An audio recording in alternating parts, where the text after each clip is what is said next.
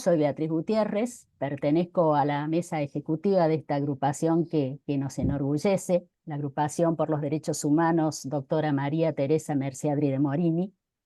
Les doy la bienvenida a todos y especialmente a nuestro invitado de hoy, Andrés Malamud, y agradecerle infinitamente por estar siempre, por tu visión política, por ayudarnos a crecer día a día con tu sapiencia, con tu respeto y por tu ayuda incondicional a que cada día nos fortalezcamos como mujeres y como militantes de este partido que está muy golpeado, pero nosotras no dejamos de seguir trabajando para fortalecerlo.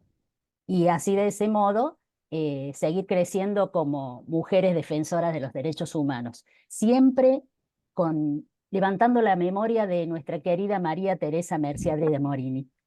Por eso, agradecer nuevamente a todos. Andrés, gracias. Y le voy a dar paso a Teresa Helada para que demos por comienzo esta reunión. Muchas gracias.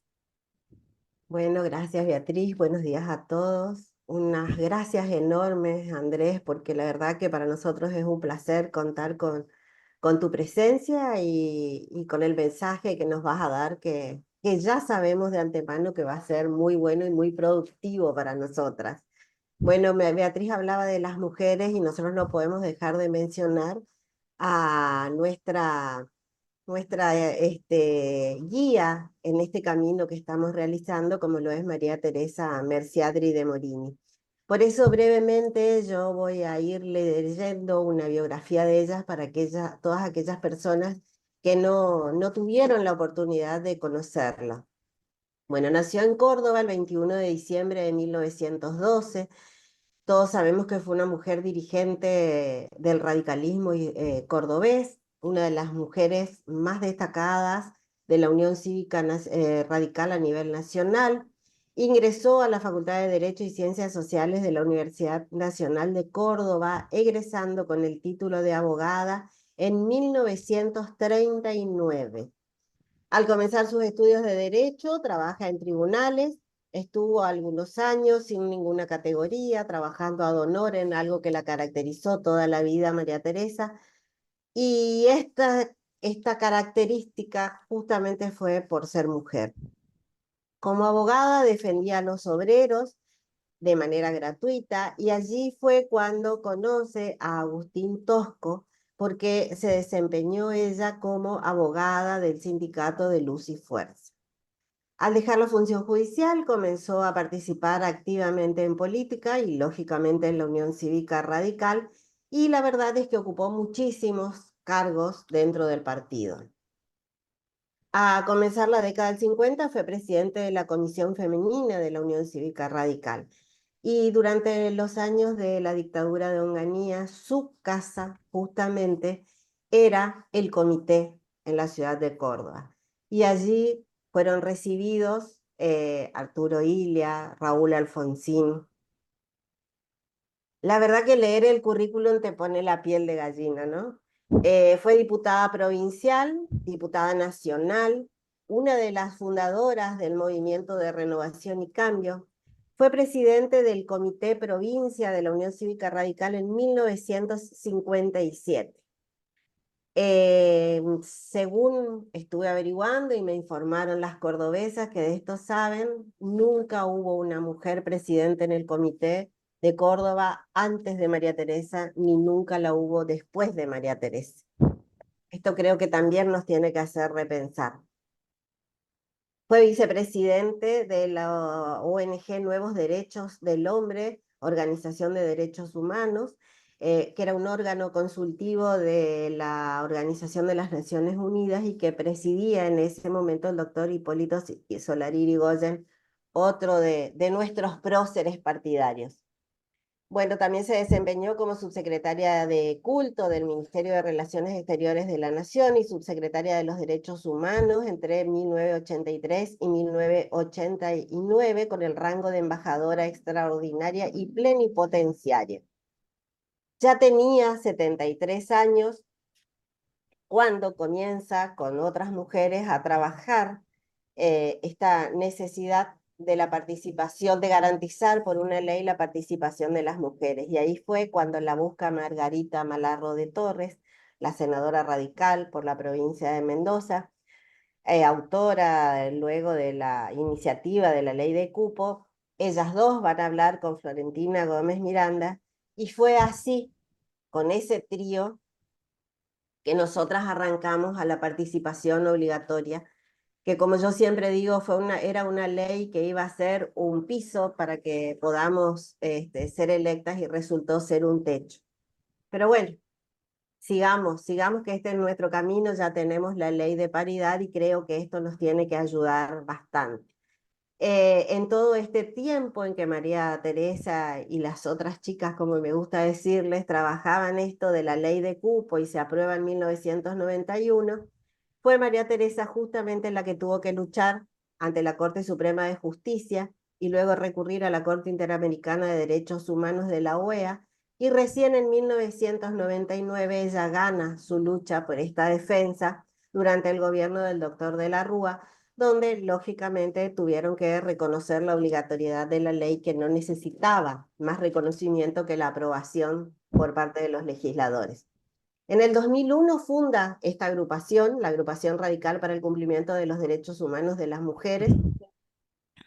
Este nombre fue sugerido por el doctor Raúl Alfonsín y fue después de su fallecimiento, que ocurrió el 12 de enero del 2015, cuando tenía 101 años, que esta agrupación, además de este nombre que ella le puso, agregó el nombre justamente de María Teresa Merciadri de Morini.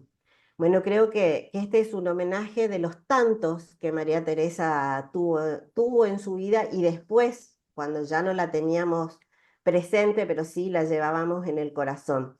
La verdad que en Córdoba se hacen distinciones en nombre de María Teresa, y creo que esto es importante destacar. En el 2017, y a solicitud justamente de esta agrupación, se logra que en el Salón Macario Carrizo de la Casa Radical de Córdoba se coloque un cuadro, una imagen de María Teresa, única entre tantos varones de nuestro radicalismo cordobés.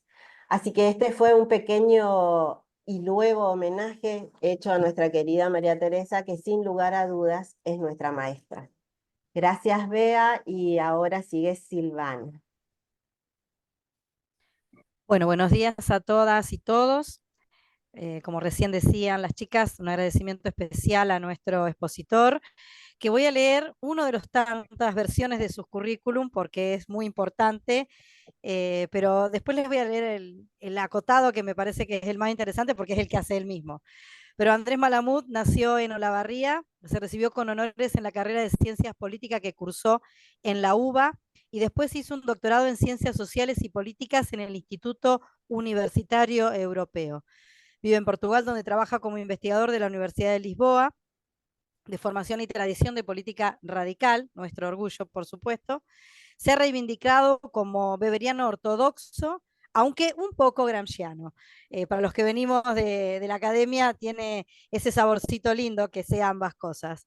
Es consultor, es consultado por periodistas, editores, para echar luz siempre sobre todos los temas de la coyuntura política argentina, porque que no esté siempre en Argentina no significa que no sepa de nuestro país y que no esté involucrado en lo que nos sucede. Y bueno, ha escrito varios libros, el último es el que podemos por ahí encontrar en las redes, pero les decía que a mí me interesa que ustedes también escuchen lo que él mismo dice sobre quién es Andrés Malamud en Twitter, porque es el lugar donde lo político más se cocina, ¿no? Y veo la sonrisa de Andrés, así que debe saber que voy a decir esto. Jardín de Infantes, número 1, Olavarría. Escuela primaria número 8, Olavarría.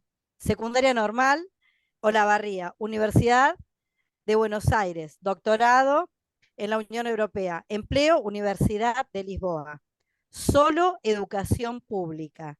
Transpiro degeneración fiscal por todos los poros. Y bueno, para nosotras las mujeres es un honor tener una persona que entiende los principios radicales desde allí. Por eso hoy le venimos a pedir que nos dé un ratito de su tiempo, nos cuente cómo ve la realidad argentina, que bueno, mínimamente ya está siendo reflejada en esta presentación, pero además, cómo ve la realidad de las mujeres, ¿sí? Nosotros estuvimos con un tiempo de poca participación femenina y que tuvo que encararla en su momento María Teresa a principios del siglo pasado, pero en este siglo, que personalmente considero es el siglo de las mujeres para Latinoamérica, tenemos otra impronta, estamos en otro lugar. Por lo tanto, bueno, preguntarle a Andrés cómo ve la realidad política argentina, cómo ve el partido y si realmente las mujeres estamos o no en el poder. Nada, mucho más que decir de Andrés, sí, un montón, pero lo reducimos a poder escucharlo. Buenos días, Andrés, y te damos la posta. Muchas gracias, Silvana. Gracias, Tere y Betty, por la invitación. Y es un honor estar acá hablando en honor a María Teresa, pero además quiero recalcar algo. ¿Ustedes saben dónde nació Florentina Gómez Miranda? En Olavarría. No es mérito mío, es simplemente una razón de orgullo personal por algo en lo que no tengo mérito. Pero les quiero agradecer a ustedes no la invitación, sino la existencia, porque ¿saben cómo se llaman los partidos políticos que no tienen mujeres entre sus miembros? No existen. No existen partidos sin mujeres. Un partido político necesita mujeres para existir, además de causas, valores y banderas. Así que si a mí me gusta tener un partido político y me gusta, se lo debo a la militancia de ustedes. No me agradezcan ustedes, es al revés. Y mi presentación va a ser corta, porque quiero enfatizar 5 puntos para que después charlemos. Y están relacionados naturalmente con la cuestión de género, pero ustedes ya me dirán cuánto les interesa que profundicemos en cada uno. El primero es a partir de un libro. Ustedes habrán escuchado que Carlos Pañi insistentemente menciona El mago del Kremlin. El mago del Kremlin es una novela de un autor ítalo-suizo que se llama Giuliano da Empoli y narra la historia del principal consejero de Putin. Está novelada, es un nombre falso, pero la persona existe e hizo más o menos lo que cuenta la novela. Pero lo más interesante de este autor es que tiene otro libro, él es un profesor de ciencia política y fue asesor de un primer ministro italiano. El otro libro se llama Los ingenieros del odio. Es fantástico, les recomiendo que lo consigan, que lo lean, que lo pirateen, como puedan, porque Los ingenieros del odio, él cuenta la vida, la historia y el éxito de los Santiago Caputo verdaderos, de los magos del Kremlin de verdad, los que inventaron a Trump, los que inventaron el Brexit, y los que permite que exista gente como Víctor Orbán en Hungría o el mismo Bolsonaro en Brasil. El caso típico y más conocido es Steve Bannon, el norteamericano. Pero en este libro él define muy clara y sintéticamente el tiempo que vivimos y lo llama la era de la rabia y el algoritmo.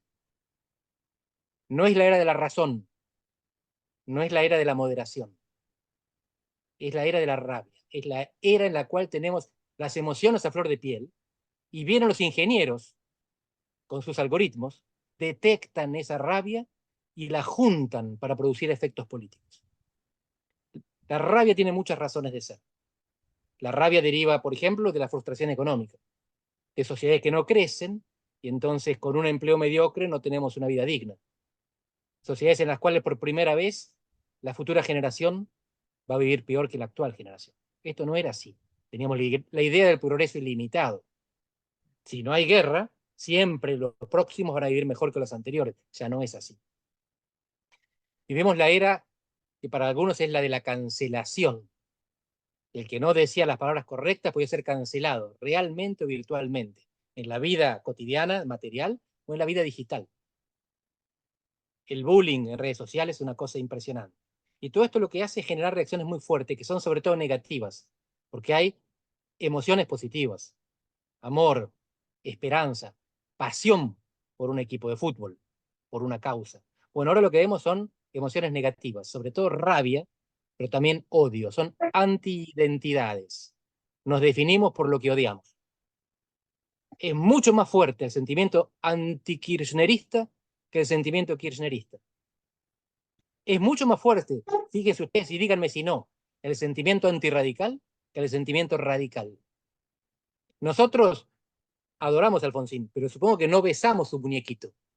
Pero estos tipos le tiraban dardos al muñequito, hacían vudú con el muñequito de Alfonsín. Ellos hacían vudú con Alfonsín, nosotros lo veneramos, pero no besamos el muñequito. Fíjense si no es más. Más fuerte el odio que ellos le tienen a Alfonsín que el amor que nosotros le tenemos. Y nuestro amor es grande, ¿eh? Pero ellos lo odian más. Estos son los tiempos que vivimos. La era del odio y del algoritmo. Y del algoritmo sabemos bien poco porque somos gente mayor. El algoritmo lo manejan mejor los físicos que los politólogos, y los jóvenes que los viejos. Por eso el mundo de Milei es el mundo digital. Por eso Trump gobernaba por Twitter y Bolsonaro por WhatsApp. Bolsonaro es un señor mayor, pero tiene gente que se encarga del trabajo digital, empezando por los hijos. Bolsonaro tiene más seguidores en todas las redes sociales que Lula, porque las emociones negativas están más vinculadas con la derecha en nuestro tiempo que con la izquierda.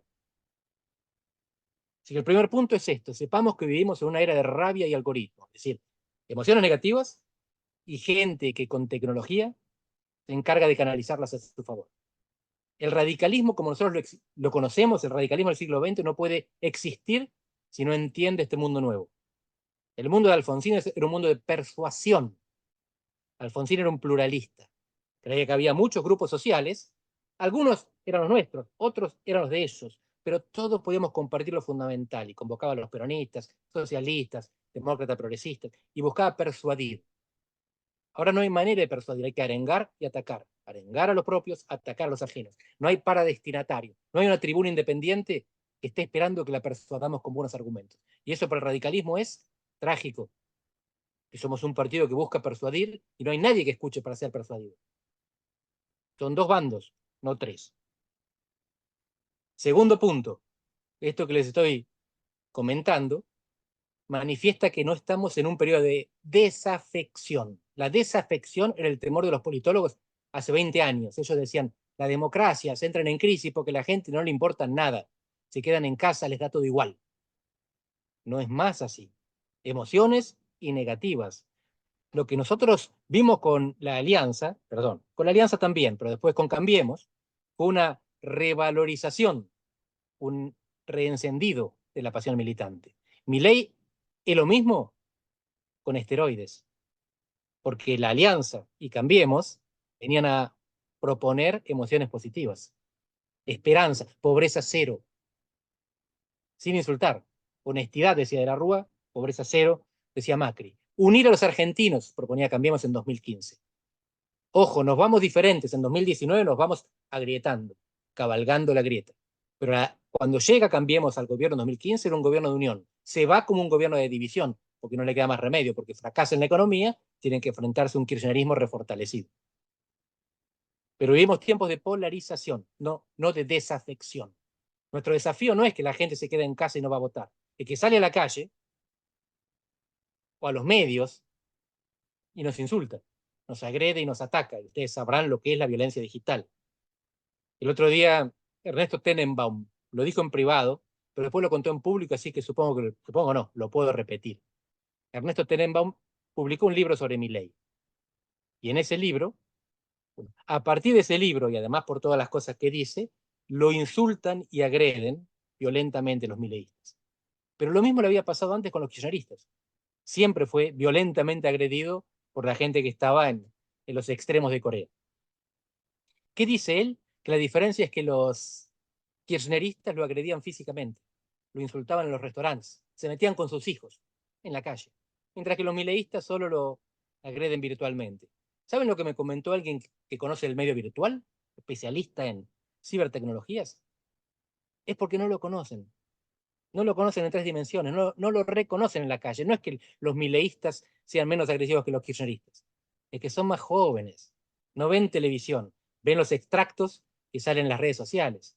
Y entonces no le ponen tres dimensiones al personaje, lo ven en la calle y no saben que es el tipo al que putearon por Twitter.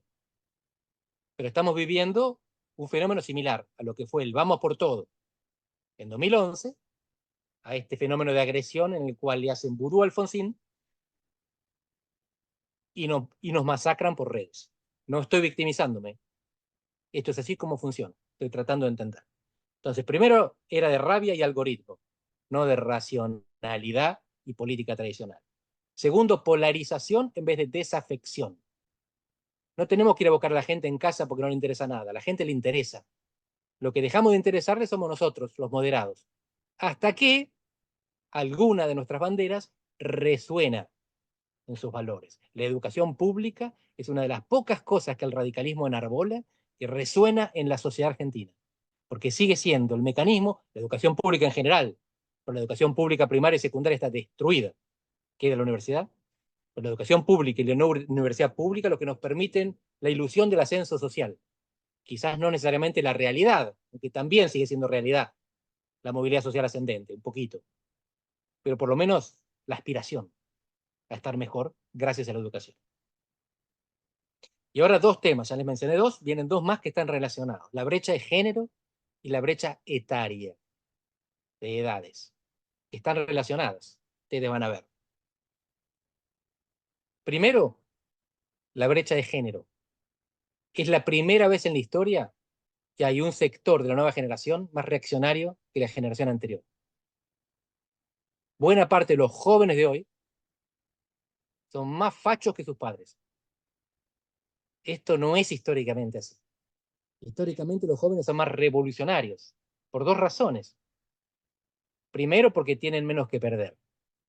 No tienen activo, no tienen un empleo, no tienen una familia, no tienen una casa todavía. A los 20 años son libres de hacer lo que quieran, de hacer locuras. A los 40 tienen algo que proteger y son más conservadores.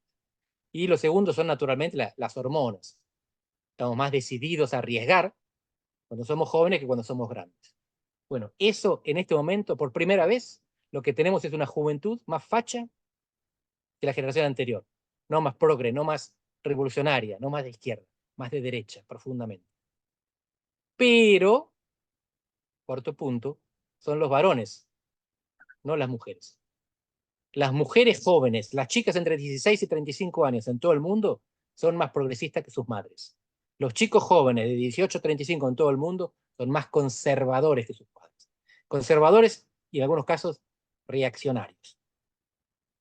Les voy a mostrar un dibujito para que vean que lo que está pasando en Argentina está pasando en todo el mundo. Acá vemos a 4 países a lo largo de 40, bueno, en algunos casos de 15 años, en otros de 30. Los países son Corea del Sur, Estados Unidos, Alemania, Gran Bretaña. Es decir, países que quedan en Europa, en América del Norte y en Asia, con diferentes culturas. Rojo son las chicas. Azul son los varones. Estos son jóvenes de 18 a 29 años. Y es el progresismo versus el conservadurismo. Cuanto más arriba, más progresista. En inglés se dice liberal. Cuanto más abajo, más conservador. Fíjense, este es otro falso amigo, otra palabra que engaña. En Estados Unidos ser liberal significa ser de izquierda. En Argentina sería lo contrario. Y lo que vemos es una brecha que se amplía en los últimos años. Jóvenes y mujeres están más o menos covariantes, están más o menos juntos, y los dos del mismo lado, del lado del progresismo. Los jóvenes eran progresistas, las mujeres quizás un poco más, pero siempre progresistas, siempre juntos. En los últimos años lo que se da es una apertura de esa brecha, pero tremenda. Las mujeres se hacen más progresistas y los hombres se hacen más conservadores. Las mujeres se hacen más pro aborto y los varones se hacen más antifeministas. Esto es una cosa impresionante y es global. ¿A qué se debe esto? Tiene dos causas fundamentales. La primera es la reacción al wokismo, a la cultura woke, a lo que podríamos llamar lo políticamente correcto. Lo políticamente correcto es un conjunto de reglas de civilización que se tornaron opresivas para un grupo específico, los varones blancos heterosexuales. Los varones blancos heterosexuales siempre disfrutamos de un privilegio del cual éramos inconscientes. El mundo estaba hecho para nosotros. No nos dábamos cuenta, nos parecía normal y nos parecía que la gente que protestaba por eso era porque querían privilegios ellos. Bueno, algunos querrían, otros querían igualdad. Los hombres blancos heteros no nos damos cuenta de nuestro privilegio. De repente pasamos de ser privilegiados a ser perseguidos. Me pongo en el lugar de estos chicos. Pasamos a ser aquellos que si entramos en una sala y decíamos buenos días a todos, pero no decíamos todos y todas, éramos recriminados por machistas, misóginos, patriarcales y macho violador. No importa lo que nosotros pensemos de esa percepción, importa que muchos chicos blancos heterosexuales se sintieron de esa manera, material cancelable. Así que esto lo que generó es un tiro por la culata. El Me Too fue empoderador para las mujeres, fue alienador para los varones. Generó esta brecha que estamos viendo, este aumento que se da en todo el mundo. La segunda razón para la división es la brecha digital. Los influencers de los chicos y las chicas son diferentes. Las influencers de las chicas tienden a ser moderadas, apaciguadoras y portadoras de emociones positivas, y los influencers de los chicos son todo lo contrario. Son extremistas, radicalizados, incentivan la rabia y el odio, son portadores de emociones negativas. Por supuesto que siempre van a encontrar excepciones, estamos hablando de grandes tendencias. Y estos números lo que dicen son grandes tendencias. ¿Hay chicas conservadoras? Claro que hay. ¿Hay chicos progresistas? Por supuesto que hay. Pero esto es el promedio. Y el promedio, miren, es muy claro. Ahora les voy a mostrar dentro de Estados Unidos, porque en el fondo casi todo lo que está pasando pasó antes en otro lado. Porque acá lo que les voy a mostrar es que hay otro elemento más que tiende a dividirnos. Acá, este es un gráfico algo parecido. Los azules son los varones, la rosa, violeta son las mujeres. Hacia arriba conservador, hacia abajo progresista. Acá estamos midiendo unos 40 años, desde el 76 en adelante, ¿ya? Hasta el 22, casi 50 años. Ven que hay dos líneas rosas y dos líneas azules. Todos los varones de las dos líneas tienden para conservador, las dos rosas más para lo progresista. ¿Cuál es la diferencia dentro de cada género? Estudios universitarios.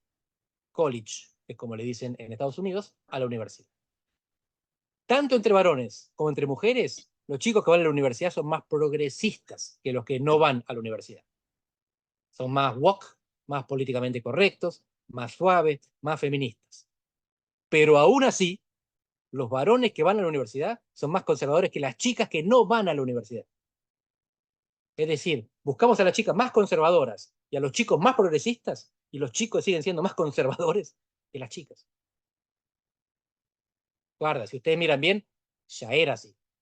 No se cruzan las rectas. Siempre los varones tendieron a ser un poquito más conservadores que las mujeres, pero de repente se dispararon. Y los que más se disparan son dos grupos. Las mujeres que van a la universidad y los varones que no. Y como ustedes habrán visto los últimos datos que se difundieron hace poco, hay cada vez más mujeres que van a la universidad y más mujeres que hombres. Así que lo que tenemos acá es un resultado paradójico. Cuanto mejor estamos, porque más mujeres se instruyen a nivel universitario, peor estamos, porque más hombres consideran que eso es una ofensa para su posición. A lo mejor no lo verbalizan de esta manera, pero lo expresan militando. No hago juicio de valor. Al contrario, lo que les decía antes, yo tengo mis valores, pero lo que estoy tratando es de entender. ¿Qué es lo que dicen estos chicos que se fueron de mambo? Dicen que los feministas se fueron de mambo, que ellos simplemente están reaccionando ante un movimiento que sentían amenazador. Y esto también es verdad. Es importante, y esto es muy alfonsinista, la empatía, ponerse en el lugar del otro. Yo estoy más cerca de las chicas que van a la universidad, pero tengo que entender a los chicos que no fueron a la universidad, porque ellos tienen el mismo valor humano. Un chico conservador y una chica progresista valen lo mismo como seres humanos, somos todos iguales. Tengo que entender qué pasa por su cabeza para poder contrarrestar ese pensamiento, esos valores que me parecen negativos para los demás. Y estamos teniendo dificultad para entendernos. Los progresistas no entienden a los conservadores, ni viceversa. Los chicos no entienden a las chicas, ni viceversa. Ahora, decir esto es fácil. Volvamos al primer punto, la era de la rabia. Si yo trato de entender y ponerme en el lugar del otro, pero el otro me quiere sacrificar, me quiere bombardear, me quiere eliminar, entonces la comprensión tiene fines académicos, pero no de militancia política. Ante esto yo sugiero que no nos rindamos a la era de la rabia, que tengamos la esperanza en el péndulo de las emociones. La rabia predomina. Nosotros no podemos combatir la rabia con la moderación. Esa es mi crítica a los que quieren un centro, aunque lo llamen un centro radical, un centro popular, un centro progresista. En la era de la polarización y la rabia no se conquista el gobierno desde el centro, no se conquista la sociedad desde el centro. Al contrario, hay que conquistar el centro después de haber separado de un lado. Y esto que les digo es polémico y para que lo charlemos no tienen que estar de acuerdo conmigo. Hay dos lados en Argentina. El lado del statu quo y el lado del cambio. El lado de lo que está y el lado de lo que debería ser. Por supuesto que el cambio puede ir en una dirección o en la otra, pero lo que nos define es nuestra posición respecto al statu quo. y Argentina está en una mala situación. Si seguimos como estamos, vamos mal. ¿Quién reconoció esto? Nosotros, en Gualeguaychú, cuando formamos Cambiemos. Nosotros le pusimos Cambiemos y después a Juntos por el Cambio.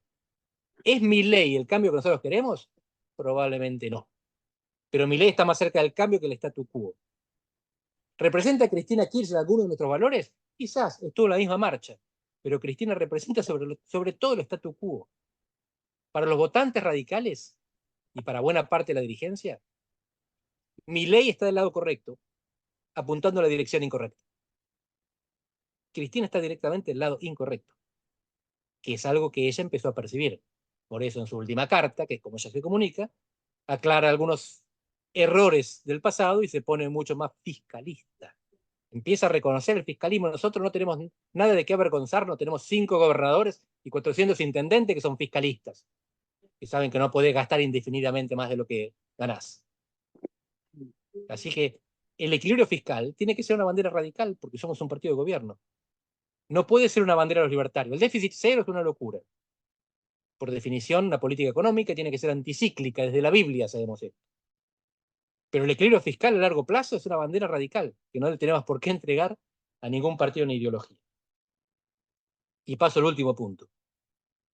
¿Cómo podemos contribuir a sobrevivir a esta era de la rabia y el algoritmo en que la polarización separa los géneros y las edades? Con instituciones. Necesitamos la moderación de las instituciones. Esto es también bien radical, fácil de decir, difícil de implementar, pero creo yo fácil de entender. Les voy a dar 2 ejemplos. El primero es las PASO que ganó Milei. Nos sorprendió a todos, sacó el 30%, nos pasó por encima, ganó 16 provincias del interior.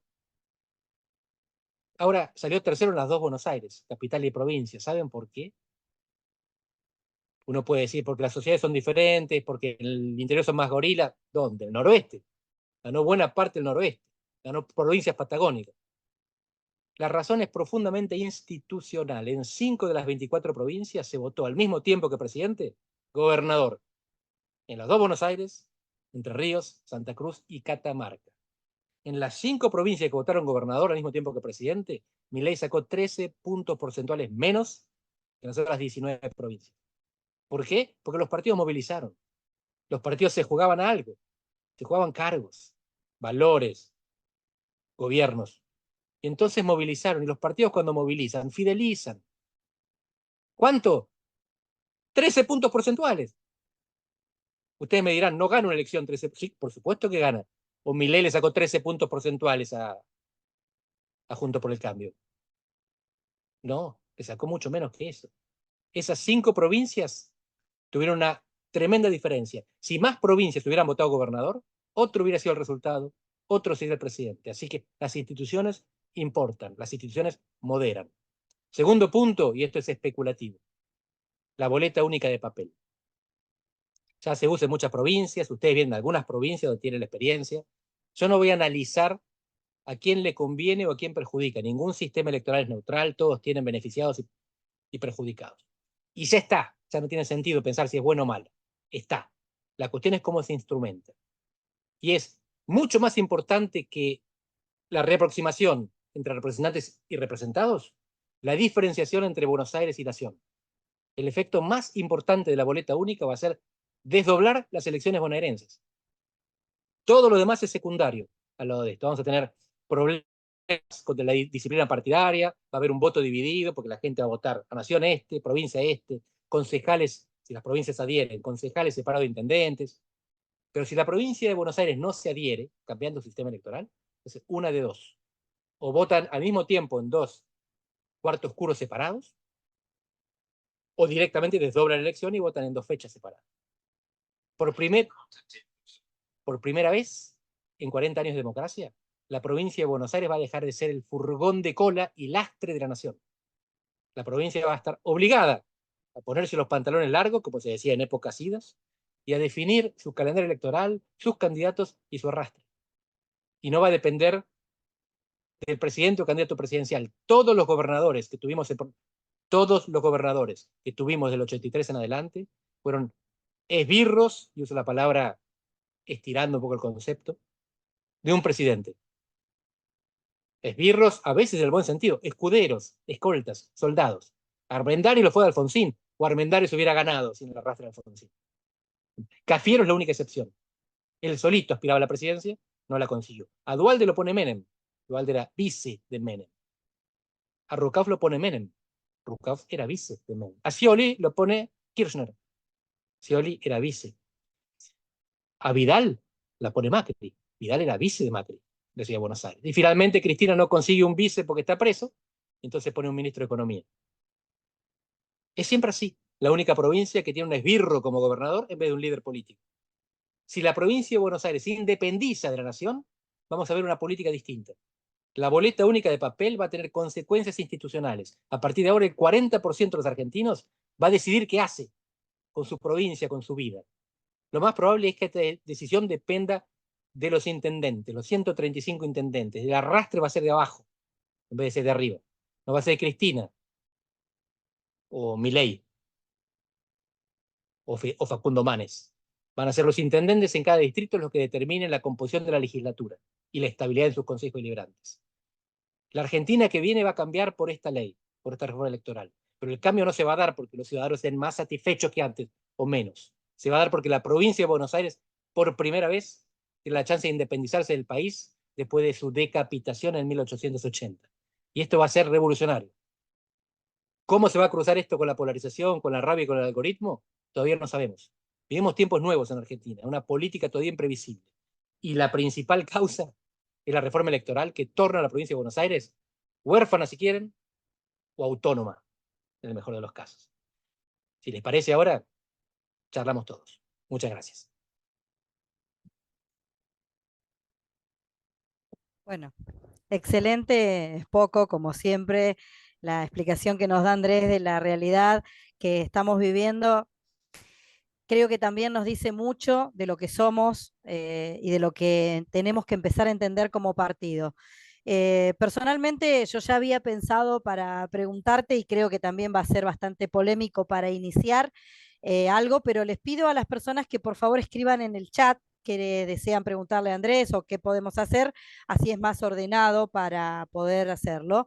Pero yo arranco preguntándote algo que un poquito lo dijiste de cierta forma, pero ¿cómo ves el rol de la mujer que hoy está en el poder? Porque, vamos a ser realistas, ocupa un cargo, no sé, no sé cómo definirlo al cargo, pero ¿cómo ves el rol de Karina Milei como esta mujer que no existe en teoría, pero está y para mí, a mi criterio, hace mucho más que el propio presidente?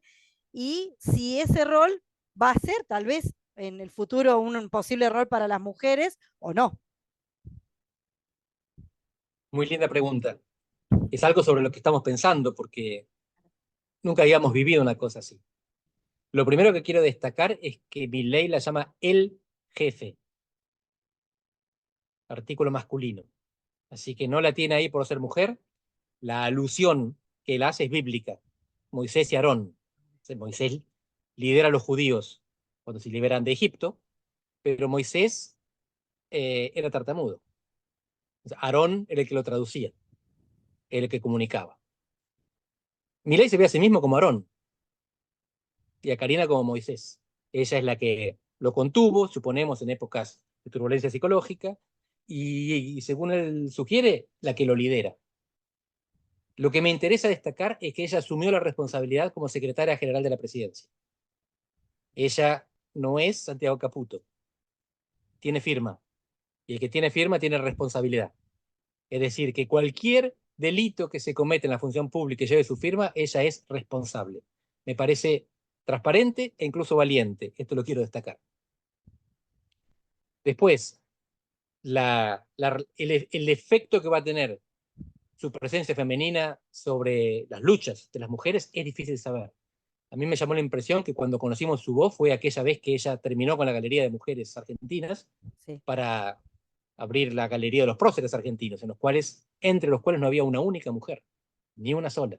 Pero es ella, la mujer empoderada, que no se define de esta manera, la que lo presenta. Esto no es contradictorio con movimientos similares en el resto del mundo. Estamos viendo que los partidos de derecha radical en todo el mundo no tienen problemas en ser liderados por mujeres. Desde Giorgia Meloni en Italia, hasta Marine Le Pen en Francia, hasta el caso de una presidenta durante un tiempo de la Alternativa para Alemania. Así que, ¿es bueno eso para las mujeres? Probablemente no en cuanto a lucha, pero quizás sí en cuanto a habituación a que las mujeres manden. Así que fíjense, con efecto indirecto de la presencia de Karina Milei, puede ser que nos acostumbremos, después de ella, de Cristina, de Lilita, a que es normal que haya mujeres que manden, aunque no coincidamos con ellas. Sí, obviamente que es una mirada muy importante. Desde las jóvenes, y eso lo digo charlando ayer mismo con los chicos después de la marcha, las jóvenes radicales no la ven como positiva al rol de Karina Milei. Tal vez haya que charlarlo desde el lugar que lo estás mostrando. Se consiguió mandar a pesar de no tener el protagonismo. Creo que el tema del protagonismo femenino con las chicas más jóvenes es como un camino que quieren recorrer y que quieren tomar y que, bueno, están en todo su derecho, por supuesto, y estamos en la medida en que cada cual lo vea de esa forma, pero es muy interesante. En el chat nos ponían algunas personas, si vos crees que esta era de la rabia, como la definiste, va a provocar más violencia. No lo define la persona que lo preguntó, pero yo creo que lo está pensando también en escalada de violencia física, no solamente en violencia desde las redes. ¿Vos cómo lo ves, Andrés? Es una pregunta clave para lo cual todavía no tenemos una respuesta satisfactoria. Yo me imagino que todos nosotros compartimos la misma intuición. La violencia retórica genera violencia física. Sin embargo, hasta ahora no hubo un solo muerto por represión en la Argentina de Milei y Patricia Bullrich. Y no es como los Kirchner, que tenían mucho miedo a la represión, o como Macri, que cuando parecía que había reprimido, le armaban un escándalo intercontinental.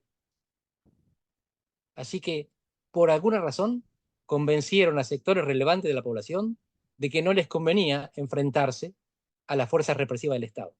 Los convencieron, porque no hubo tanto palo, no hubo tanta represión. Echan gas pimienta, es una cosa horrible, echar un gas pimienta a una nenita, esto no se puede celebrar. Pero comparado con las alternativas y con lo que pasa en otros países y con lo que pensamos que podía haber pasado, hasta ahora lo que estamos descubriendo es esto, y cito otra vez a Tenenbaum. La agresividad retórica, que nunca fue tan grande, hasta ahora no derivó en violencia física. Si lo hará, no sabemos.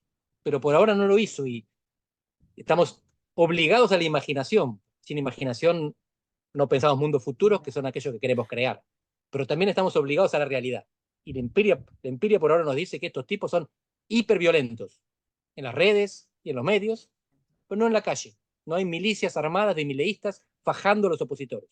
Al contrario, fuimos a todas las marchas en todo el país, les llenamos la calle, les reventamos las plazas y no hubo un tiro. Es importante, por supuesto, esta diferencia entre la violencia o la agresividad retórica y la real, desgraciadamente. Sonia, ¿leo lo que pusiste o te doy la palabra? Como quieras, contame. Listo, le damos la palabra a una de las que están participando, de las personas que están participando. A ver si puedo activar yo el micrófono. No, ¿me ayudaste? No lo puedo activar el micrófono de Sonia yo. O que se desactive ella, si no. Que Se se tiene que desactive desactivar ella. ella. Exacto. ¿Pudo? Sonia, Ahora ¿me escuchan? ¿Me escuchan, Tere? Sí, Sonia. Sí. sí, te escuchamos, Sonia. Son varias preguntas a raíz de lo que hablo. Disculpen que llegué tarde. Yo creo que en el tema de Karina Milei hay algo que es la masculinización del poder. Poder no es mandar. Ejerce la política desde él, no se planta desde el ella. Y de ahí el tema reactivo hacia los derechos de las mujeres. Creo que hay una falta de ejercicio en el poder de las mujeres, por un lado. Y Andrés, de acuerdo a lo que vos hablabas de las instituciones, yo creo que todos nosotros llevamos las instituciones encima. Si me casé por iglesia, si fui bautizada, la institución católica, si soy afiliado a un partido político, la institución de ese partido político. Somos un bagaje de instituciones, pero creo que falta la más importante en ellas, la que engloba y nos permite el ejercicio de las instituciones, que es construir ciudadanía.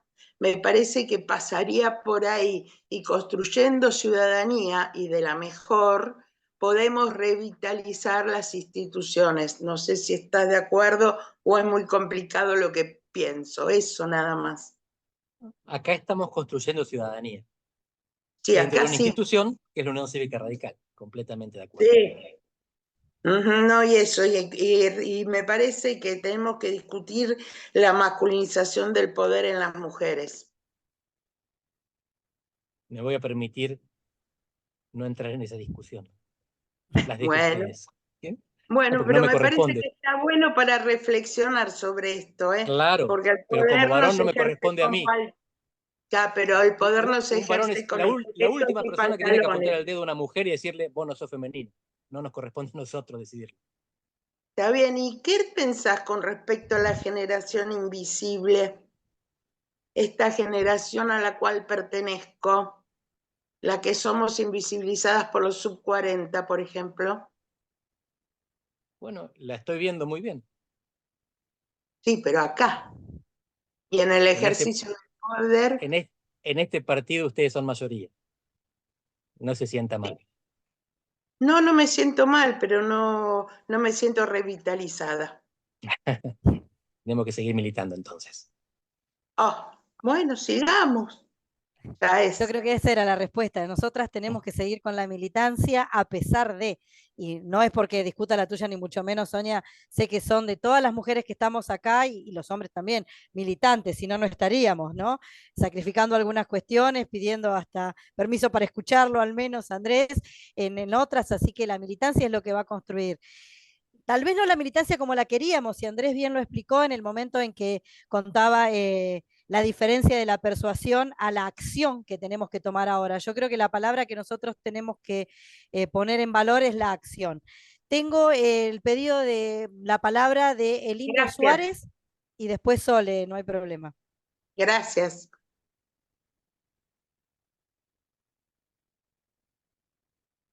Tiene que desmutearse Elindo. Hola, ¿qué tal? Buenos días. Alejandro Suárez de ¿Qué Cosquín, tal? ¿cómo les va? Muchísimas gracias por la invitación.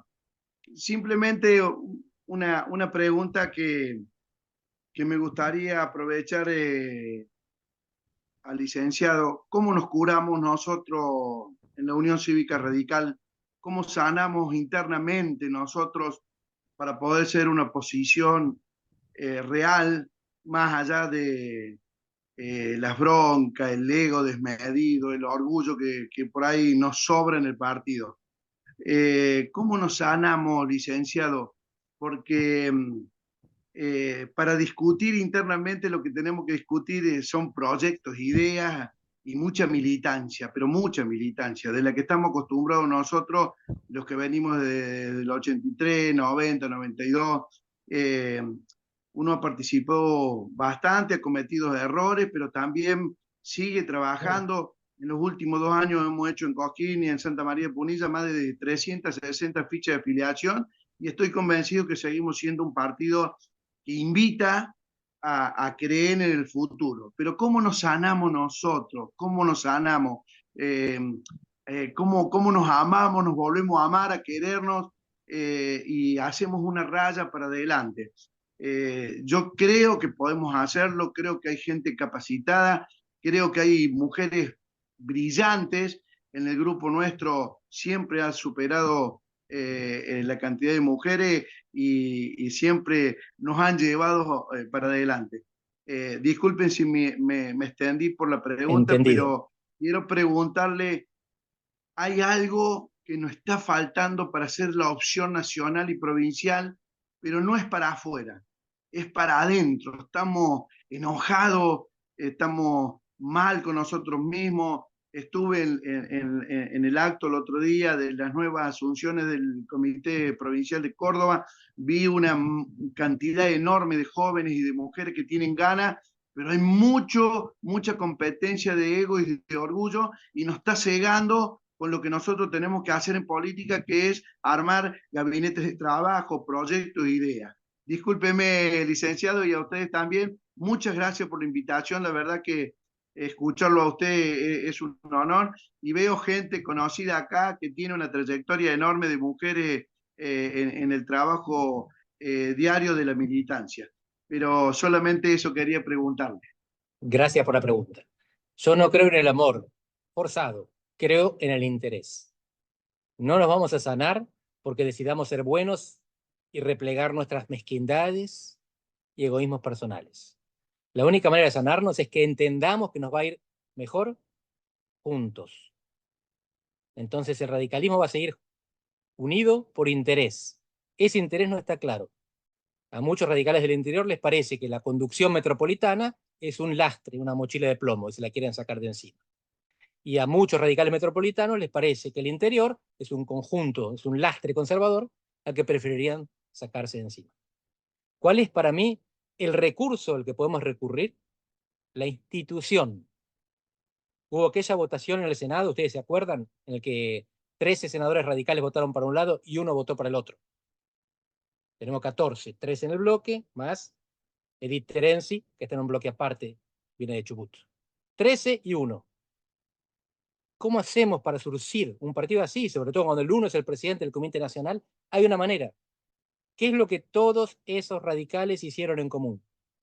Votaron, dieron quórum, los 14. Lo que el radicalismo tendría que haber hecho es decir, la posición institucional del partido es dar quórum, favorecemos la gobernabilidad, sostenemos las instituciones. Y después, como no nos ponemos de acuerdo, libertad de opinión. No tuvieron esa sabiduría de aprovechar la institución, de aprovechar el valor de la defensa institucional para decir, miren, en esto somos todos los mismos, después nos peleamos adentro. Capaz que no nos ponemos de acuerdo en cómo votar, pero nadie vacía las instituciones republicanas. Creo que es por ahí, bancar las instituciones como paraguas, hasta que con el tiempo y los años vayamos pensando un poquito más parecido. No va a ser de un momento para el otro. Bueno, seguimos. Antes de darle la palabra a Sole, que ya había levantado la mano, dame un segundito, quería leerte una de las consultas que hicieron y que dice específicamente sobre qué opinas de la integración de la Corte Suprema, si debería tener más mujeres y cómo se debería hacer. Para ser muy simple, debería tener mujeres, punto. No entro en la cantidad. Es inadmisible un órgano supremo del Estado sin mujeres, o sin varones, si se lo quieren imaginar por el absurdo. No es aceptable que la Corte Suprema de Justicia no tenga mujeres en su integración. Se terminó. Todas las demás discusiones tienen que venir después. Lo primero que hay que hacer es proponer una mujer. Y mi pregunta es, ¿por qué no sale el radicalismo todo unido a levantar, por ejemplo, a Lilita Carrió, que no es radical, que nos putea en 14 idiomas, pero que es insospechada de corrupción? Si no quieren a Lilita Carrió, Margarita Stolbizer. Otra, que tampoco es radical, dejó el partido hace mucho tiempo. ¿Por qué? Porque lo que tenemos que demostrar es que no queremos ese cargo para el radicalismo, no es un cargo partidario. Lo queremos para alguien que cumpla con una serie de condiciones. La primera es, por supuesto, idoneidad. Y la segunda es, mientras solo haya hombres, ser mujer. Tan simple como eso. Es algo en lo que el partido tendría que estar unánimemente de acuerdo. Y ahí ustedes tienen un papel importantísimo. No solamente promoviendo esta bandera, sino, si pueden, una candidata o dos. Y hagan ruido y salgan en los diarios, porque si van con una candidata fuerte, las van a llamar de los medios. Y los varones van a tener que responder a esa candidata. Van a tener que tener que decir sí o no. Y si es no, ¿quién? Y si es no, ¿por Pero qué? vamos a las Esto es actividades repetir conducentes. la Vamos a historia de hacer la una ley de mujer cupo. con nombre y apellido. Claro, tal cual. Clarísimo. Sole, desmuteate, tenés la palabra. Gracias. Y le quería preguntar, ante esta derechización a nivel internacional que tenemos, ¿cuáles son las estrategias que están teniendo como para poner un parate y no retroceder tanto, ¿no? O sea, ¿cuáles son a nivel internacional o nacional que nos pueda dar esas herramientas. Recién mencionaste el tema de la institucionalización a nivel partido, nosotras o nosotros, y me parece muy importante esto porque fue lo que nos sostuvo y fueron las herramientas, las instituciones las que nos brindan el sostén en la democracia. Pero en esta estrategia a nivel internacional, con mucha violencia, sobre todo en las redes, pero no tanto física, pero que estas redes inciden en que muchas personas, sobre todo las mujeres, estén cancelando o apagando su voz, digamos, por miedo a que se sobrepase. ¿Cuáles son las herramientas que se están haciendo, que están tomando para que nos puedas brindar, digamos, ¿no? Gracias, Ole. En el mundo hay procesos de retroceso democrático. ¿Qué es el retroceso democrático? No es como los golpes de antes. Un golpe era un momento abrupto en el que un perdedor de las elecciones tomaba el poder. El retroceso democrático es un momento gradual en el que ganó las elecciones no se quiere ir. Las nuevas derechas en general lo que hacen, las derechas extremas, radicales, no las derechas moderadas. Trump, Bolsonaro, Orbán en Hungría. Hubo algo parecido pero más suave en Gran Bretaña y hubo algo parecido en Polonia. No aceptan perder. Trump y Bolsonaro no aceptan la derrota. El vicepresidente de Trump, el candidato, ayer en el debate no aceptó que habían perdido las últimas elecciones. Sí, eso es antidemocrático. Sin embargo, las pierden. Y lo que voy a decir es mitad dulce, mitad amargo. ¿Por qué pierden las elecciones? ¿Porque hay una gran estrategia de los sectores democráticos, institucionales y progresistas? ¿O porque gobiernan mal? La respuesta es porque gobiernan mal. Bolsonaro y Trump perdieron las elecciones, perdieron la reelección, porque no supieron hacerle frente a la pandemia. O porque su respuesta no fue satisfactoria. A lo mejor ellos defienden todavía sus políticas, pero la gente no estuvo contenta. El Partido Conservador en Gran Bretaña también perdió por la incompetencia de una serie de ministros, primeros ministros que hicieron todo mal. Polonia lo mismo. Así que fíjense, el retroceso democrático se frena en la mayor parte de los casos. Hungría todavía no. Un caso exitoso de retroceso democrático. Pero en Estados Unidos, Brasil, Gran Bretaña y Polonia perdieron. Perdieron porque nosotros éramos mejores, los moderados, los progresistas. No necesariamente. Yo creo que Biden fue un gran presidente, pero se mandó muchas macanas, internacional y domésticamente. La última fue tratar de seguir siendo presidente cuando no le daba el cuerpo. El actual primer ministro de Gran Bretaña no tiene ningún brillo, ninguna luz, salvo cuando se lo compara con el pésimo gobierno conservador anterior. Ojalá le vaya bien. Keir Starmer se llama, es un buen tipo, pero no ganó por ser un buen tipo, no ganó por ser un gran político. No es Tony Blair. Ganó porque los de enfrente eran muy malos. ¿Qué significa esto? Que tenemos serias chances de volver a ser gobierno o que estos tipos fracasan. Y eso no es bueno para nosotros, porque nos dormimos a los laureles, y no es bueno para el país, porque idealmente lo que le conviene al país es que estos tipos tengan éxito en aquello en lo que estamos todos de acuerdo, que es bajar la inflación y mantener el equilibrio fiscal. Y una vez que consigan eso, la gente va a pedir otra cosa. Como una vez que garantizamos la democracia, la gente dijo radicales, ya está, cumplieron. Ahora queremos otra cosa. No tenemos que asustarnos de que tenga éxito en lo que es bueno. Milei, queremos que baje la inflación, queremos que garantice el equilibrio fiscal. Y nosotros queremos después venir y garantizar el equilibrio de género, la educación pública, la buena administración provincial, la salud en buenas condiciones, esas cosas normales. La seguridad, porque tenemos al mejor gobernador para enfrentar la seguridad, Maxi Puyaro en Santa Fe. Miren si no tenemos banderas. Pero para eso necesitamos que este tipo le vaya bien y que el éxito lo desgaste. La paradoja del éxito, cuando ya entregaste todo, no te queda nada más. Entonces viene otro y pasa a la etapa siguiente.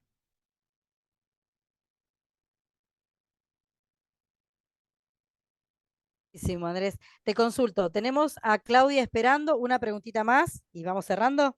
Con mucho gusto. Gracias. Claudia, desmuteate, por favor.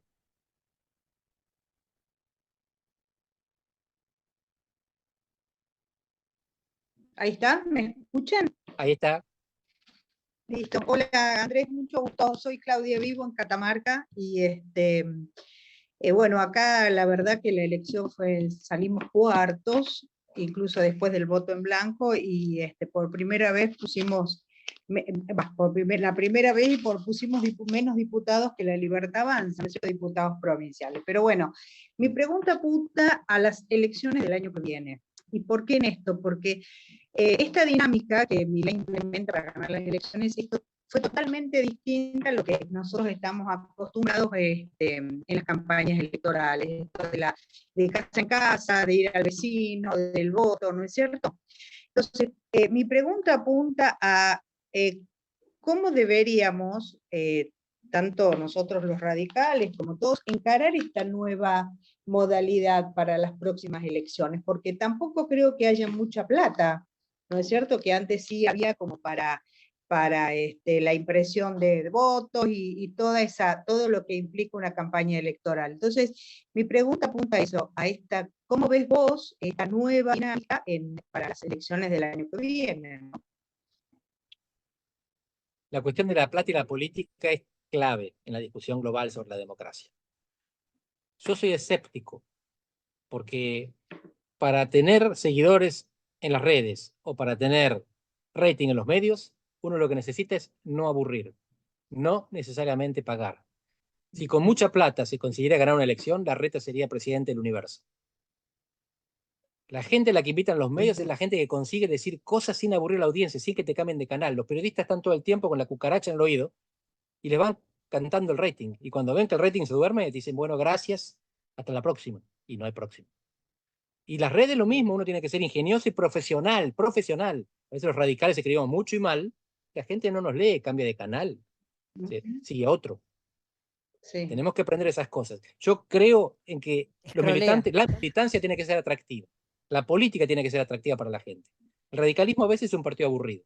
Pero cuando tenemos candidatos que divierten, que entretienen, no que divierten, que entretienen, que llaman la atención.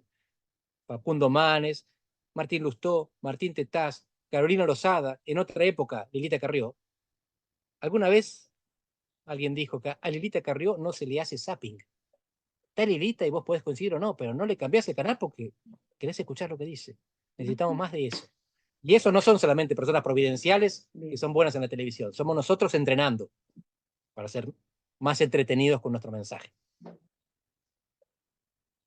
Bueno, muchas gracias. Yo lamento mucho, quedaron algunas preguntas en el tintero, les pido disculpas a la gente, si quieren después se las transmitimos y Andrés de alguna forma las puede responder, pero bueno, se tiene que ir, todos también sabemos que hay una diferencia en los horarios más que nada.